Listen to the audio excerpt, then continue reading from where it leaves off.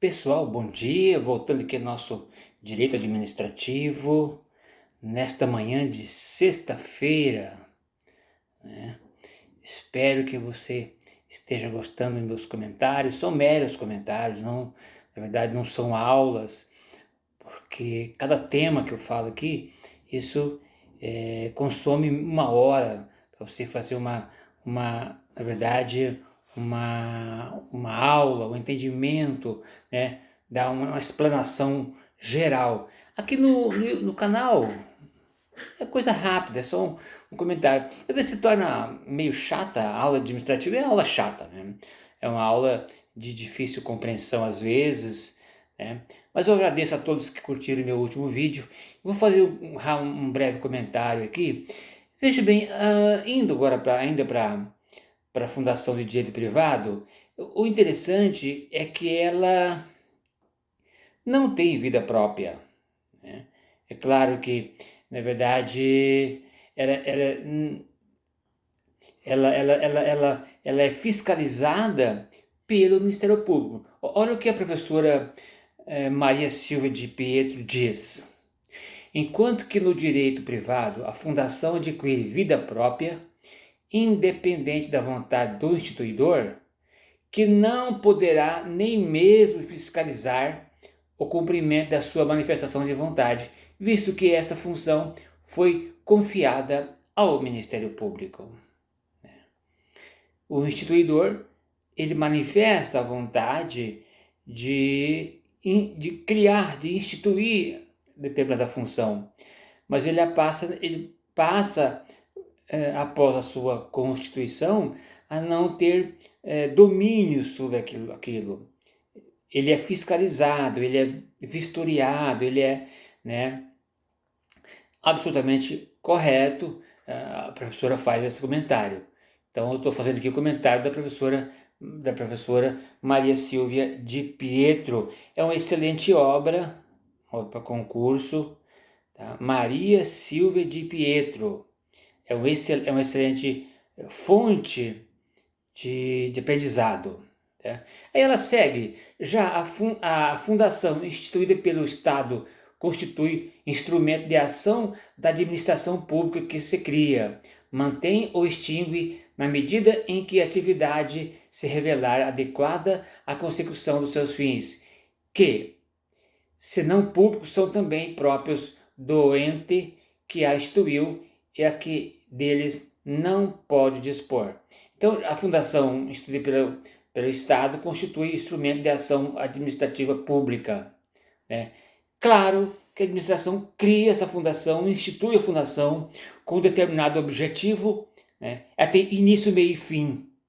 É isso, mais ou menos isso que ela quis dizer, né?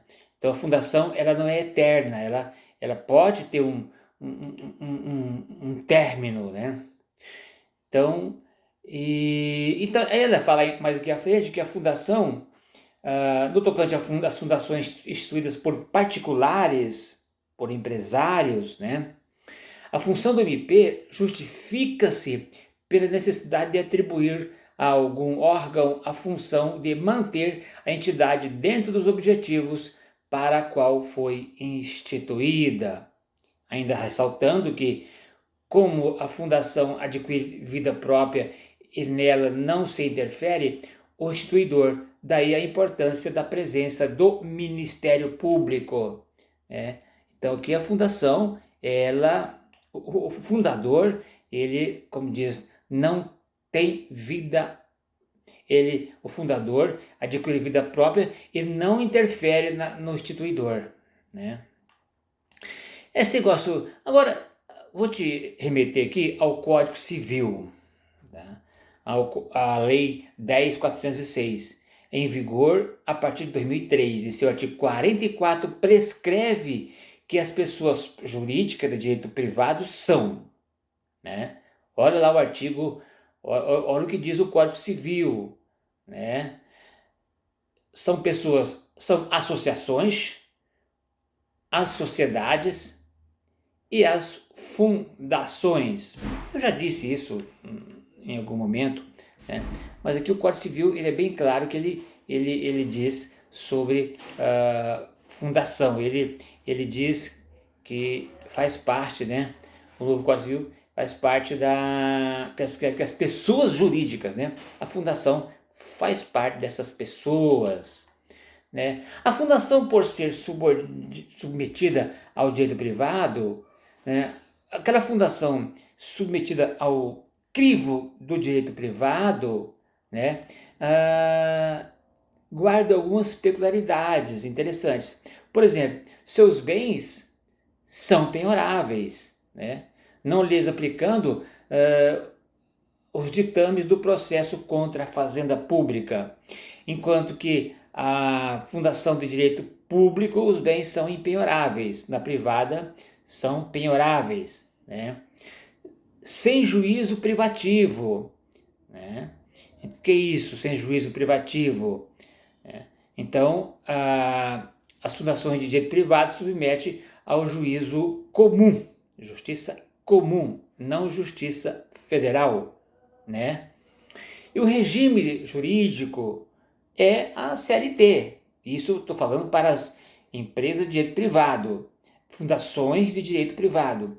Então, o regime funcional, né, é a CLT, podendo se equiparar em algumas situações ao funcionário público, né? Mas há algumas exceções.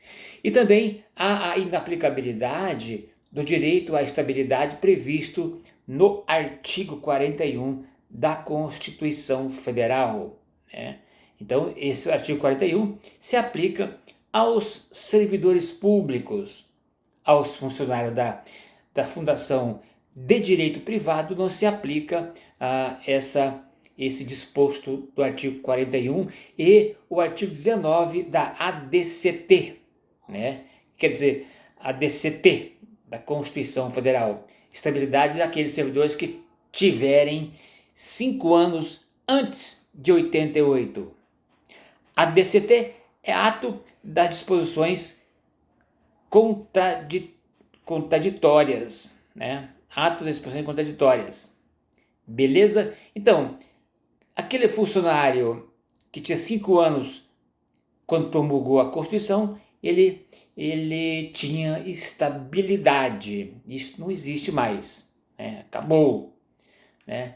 Aqui vale a pena também você dar uma olhada na Lei 7596, Decreto 200, sempre eu falo do Decreto 200, né? Decreto 900, Decreto 2299 de 86, são fontes.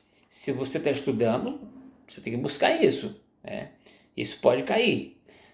Então, ainda, seguindo aqui, aplicam-se às fundações de direito privado instituídas e mantidas pelo poder público as seguintes normas.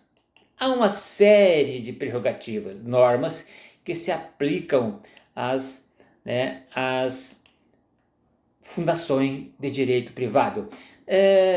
No próximo vídeo eu vou elencar quais são essas prerrogativas ou digamos, quais são essas características, né? O direito administrativo ele é muito conceitual, né? Então na próxima aula eu vou elencar aqui essas situações, são várias situações, ok? Até lá pessoal, obrigado, bom dia para você.